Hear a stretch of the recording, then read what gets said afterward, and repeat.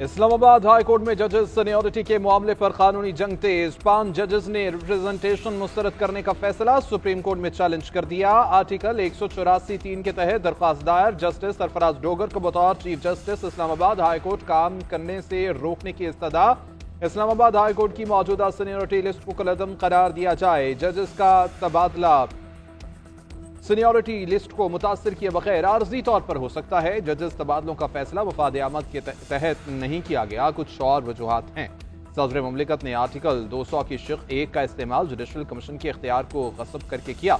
Article 200 महज आर्जी तबादले से मुतालिक है। सीनियरिटी लिस्ट और रिप्रेजेंटेशन पर दिया गया फैसला आर्टिकल 200 की शिक 1 के खिलाफ है।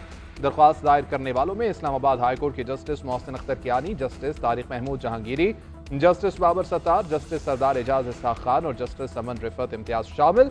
5 जजेस ने मुनीर मलिक और बैरिस्टर सलाहुद्दीन के तवस्सुत से दरख्वास्त दायर की।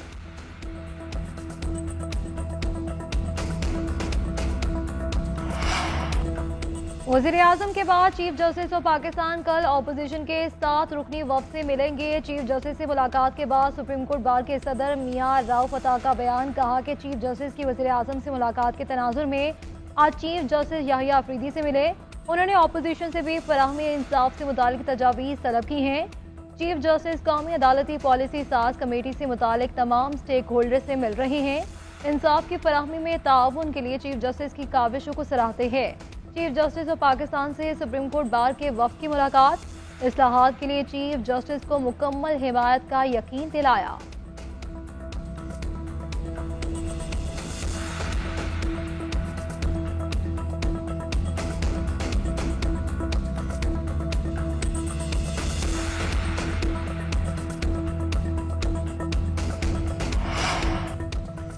हुकूमत का 5 साल में मुल्की बरामदात 60 अरब तक ले जाने का आज़म। वज़ीर-ए-आज़म की जामे और मौसर हिकमत अमली तश्कील देने की हिदायत। मुआशी टीम को तारिफ के निज़ाम में इस्लाहात मुतारिफ कराने का भी कह दिया। बरामदात में इजाफे के लिए शोबों को खसूसी तवज्जो देने की हिदायत।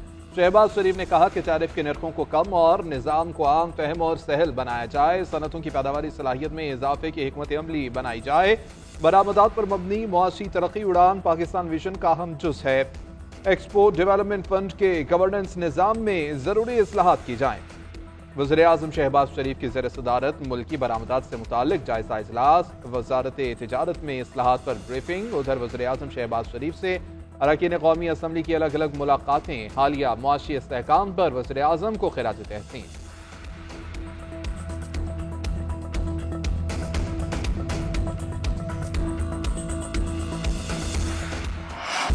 चैंपियंस ट्रॉफी के आगाज में ही पाकिस्तानी टीम को बड़ा धचका। ओपनर फखर जमान इंजरी के बाद चैंपियंस ट्रॉफी से बाहर। इमामुल हक कौमी स्क्वाड का हिस्सा बन गए।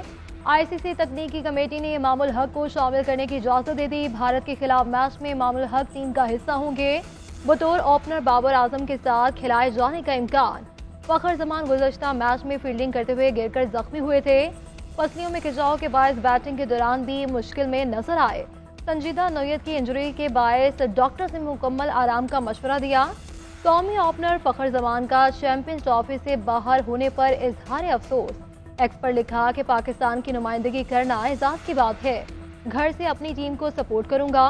इमामुल हक को दुबई का वीजा मिल गया। कल सुबह पाकिस्तानी टीम को दुबई में ज्वाइन करेंगे।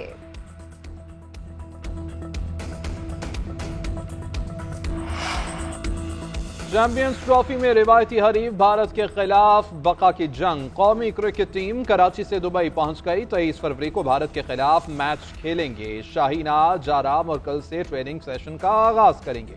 पहले मैच में ग्रीन शर्ट्स को न्यूजीलैंड के हाथों शिकस्त हुई। सुस्त रफ्तार बैटिंग और बढ़ते रन रेट के बायस कौमी टीम हदफ से 60 रन पहले ही पवेलियन लौट गई। कप्तान और खिलाड़ियों का खामियों का एतराफ। कहते हैं कि आखिरी ओवर्स में हमने बॉलिंग अच्छी नहीं की। मोराल गिराने की जरूरत नहीं। अगले दोनों मैचेस जीतने की कोशिश करेंगे। चेयरमैन पीसीबी मोहसिन नकवी भी दुबई पहुंच गए। पाक भारत मैचेस के इंतजामात को मुमकिन बनाएंगे।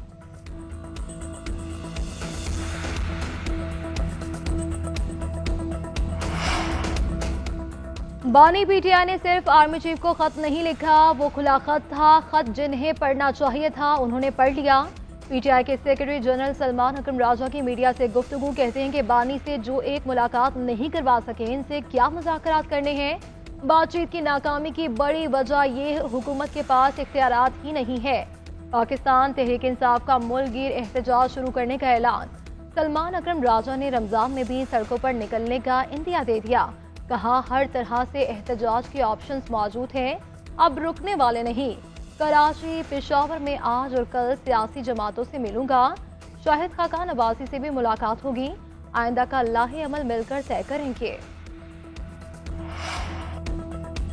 पीटीआई वालों को बरतानिया में आर्मी चीफ का पुरतपाक इस्तकबाल हजम नहीं हो रहा। शरपसंद अनासर के खिलाफ कानून हरकत में आएगा। वज़ीर इत्तलात अता तारिर की मीडिया से गुफ्तगू। कहा यह मुल्क दुश्मन एजेंडे पर अमल पैरा है। इन्होंने हमेशा मुल्की इस्तेहकाम के खिलाफ साजिशें की, मुल्क में इंतशार और बेअमनी फैलाई, शहदा की यादगारों की बेहुरमती की। बानी पीटीआई ने दहशत गर्दों को पाकिस्तान वापस लाकर बसाया। अपनी तकारीर में भी शरपसंदों की हिमायत करते रहे।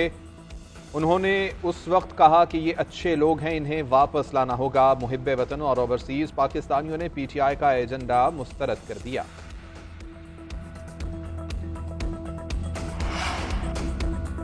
पीटीआई की आदत की अडियाला जेल में बानी चेयरमैन से आज मुलाकात ना हो सकी। साहिबजादा हामिद रजा, आमिर डोगर, जुनेद अकबर, आतिफ खान, अहमद खान भुचर समेत दीगर मुलाकात के लिए पहुंचे थे। सूबाई सदर जुनेद अकबर ने मीडिया से गुफ्तगू में कहा कि जेल वाले मुलाकात करने दें या ना करने दें, बानी जब बुलाएंगे हम आएंगे। नफरतें और दूरियां बढ़ रही हैं जो मुल्क की सियासत के लिए ठीक नहीं। साहिबजादा हामिद रजा बोले कि वज़ीर आला और आईजी पंजाब को हिसाब देना पड़ेगा। पंजाब असम्बली के अपोजिशन लीडर अहमद खान बचर ने कहा कि हमें 2 घंटे खड़ा रख के कहा गया कि मुलाकात नहीं करवा सकते। जेल पंजाब हुकूमत के इख्तियार में है। फॉर्म 47 वाली हुकूमत को मुस्तल्लत किया गया।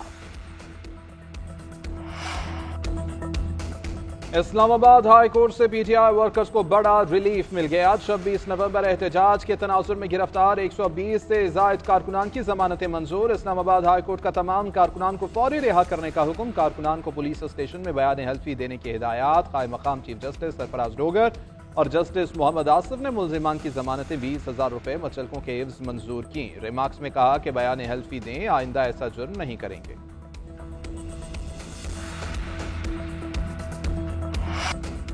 वज़ीर-ए-आज़म शहबाज शरीफ के हुक्म पर रमजान रिलीफ पैकेज पर काम तेज। पैकेज आइंदा वफाकी काबीना के इजलास में पेश करने की हिदायत। ज़राए के मुताबिक रिलीफ पैकेज 20 अरब रुपए से ज्यादा मालियत का होगा। 40 लाख खानदानों को 5-5 हजार रुपए देने की तजवीज़। बेनज़ीर इनकम सपोर्ट प्रोग्राम का डाटा इस्तेमाल किया जाएगा। सस्ते रमजान बाजारों में बुनियादी अशिया पर 10 से 15% रिलीफ की दूसरी तजवीज़। काबीना के इजलास में मंजूर शुदा तजवीज़ पर फौरी अमल दरामद होगा। मुतल्लिका वजारतों और इदारों को मुकम्मल तैयारी की हिदायत।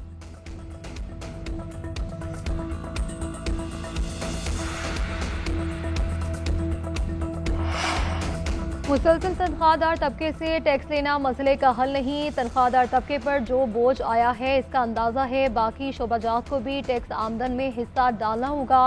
लीगल सेक्टर मईशत में बड़ा हिस्सा रखता है लेकिन टैक्स में कम है। वज़ीर खजाना मोहम्मद औरंगजेब का इस्लामाबाद में तकरीब से खिताब। कहा कि मुल्क बेजा मराद का मुतहम्मिल नहीं हो सकता। हमें अपने मुआशी अहदाफ का मुकम्मल इदराक है। हुकूमती अखराजात में कमी के लिए इकदाम कर रही हैं। राइट साइजिंग के लिए मुकम्मल प्लान तैयार किया है। इदारों के तमाम मामलात को देखकर ही राइट साइजिंग की जाएगी।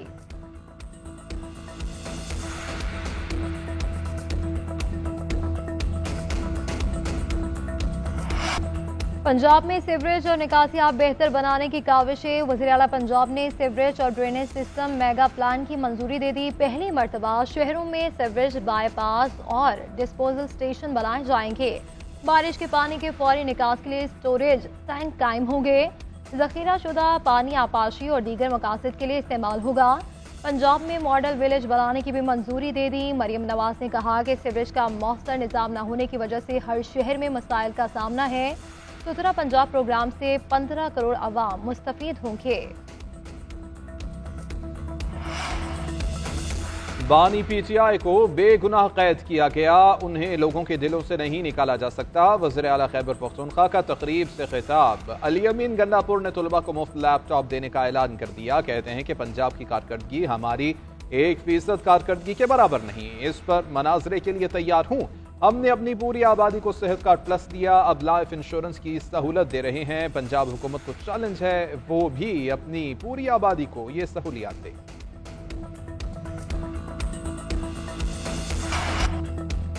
आए मरियम नवाज का अवामी खिदमत में मुकाबला करें। वज़ीर इत्तलात पंजाब असमा बुखारी का मुखालिफिन को चैलेंज। प्रेस कॉन्फ्रेंस में कहा कि बहुत सारे लोग सियासतदानों के रूप में साजिशें कर रहे थे।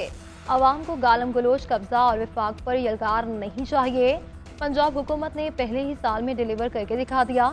पूरे सूबे में तरक्याती काम जारी हैं। वज़ीर आला पंजाब के 90 से ज़्यादा अवामी इक़दाम तारीखी हैं, इनका खुले जहन से मवाजना करें।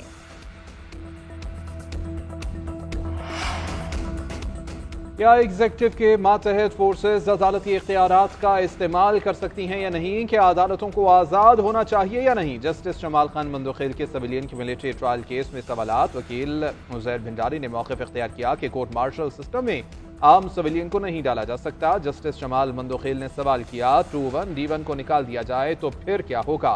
वकील ने मौक़िफ़ इख्तियार किया कि कोर्ट मार्शल का सिस्टम फिर भी चलेगा। ट्रेन चल रही है, उसको रोका नहीं जा सकता। जस्टिस जमाल मंदोखेल ने कहा कि यानी ट्रेन को चलने दिया जाए और एक बोगी को निकाल दें। अजीज भंडारी ने कहा कि ट्रेन चलेगी, सवाल है कि किसको बिठाया जा सकता है, किसको नहीं। समाअत 24 फरवरी तक मुलतवी।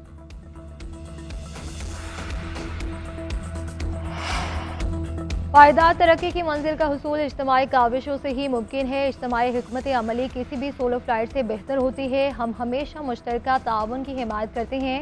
आलमी बरादरी को अमन, इस्तेहकाम और तरक्की के लिए मिलकर काम करना चाहिए।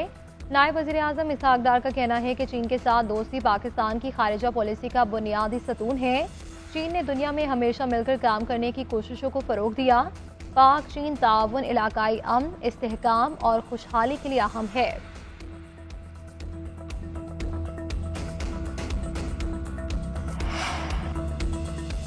वर्क प्लेस पर हिरासगी आलमी मसला है। लाखों लोग काम की जगह पर हिरासगी से मुतासर होते हैं। मर्दों के मुकाबले में ख्वातीन ज्यादा हिरासगी का शिकार होती हैं। जस्टिस मंसूर अली शाह का हिरासगी से मुतालिक अहम फैसला जारी।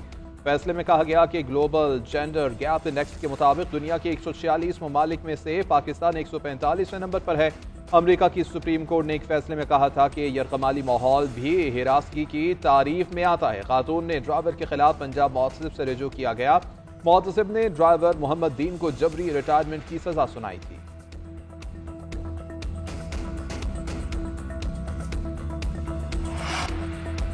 कराची में पैदर पे ट्रैफिक हादसात, इंतजामिया का एक्शन शुरू। अनफिट कमर्शियल गाड़ियों के खिलाफ क्रैकडाउन का आगाज। सिंध के सीनियर वजीर शर्जील मेमन कहते हैं कि बेशतर कमर्शियल गाड़ियां दीगर सूबों के सर्टिफिकेट इस्तेमाल कर रही हैं। सर्टिफिकेट के इजरा के वक्त गाड़ियों का मुआयना नहीं किया गया।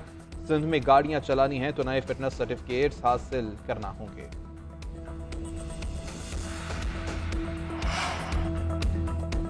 तवील खुश्क साली का खातिमा। मुल्क के मुख्तलिफ इलाकों में बादलों ने रंग जमा दिया। पंजाब, बलूचिस्तान, खैबर पख्तूनख्वा के मुख्तलिफ शहरों में बारिश। बालाई इलाकों में बर्फबारी का जोर। लाहौर, इस्लामाबाद, रावलपिंडी में बादल खुलकर बरसे। फैसलाबाद, मुल्तान, गुजरावाला में भी वक्फे से बरसात। पेशावर, दीरबाला, लवारी, कुमरार समेत मुख्तलिफ इलाकों में आसमान से सफेद मोतियों की बरसात। लवारी टनल में 17 इंच तक बर्फ गिरी। नथिया गली और यूबिया में भी हरसू सफेदी छा गई। मुजफ्फराबाद, गलियात, मरी और खैरा गली में रास्ते बंद। सबात, कालाम और मालम जबा में भी सयाहों की आमद। बालाई इलाकों में बर्फबारी से लैंडस्लाइडिंग और बर्फानी तूदा गिरने का खदशा।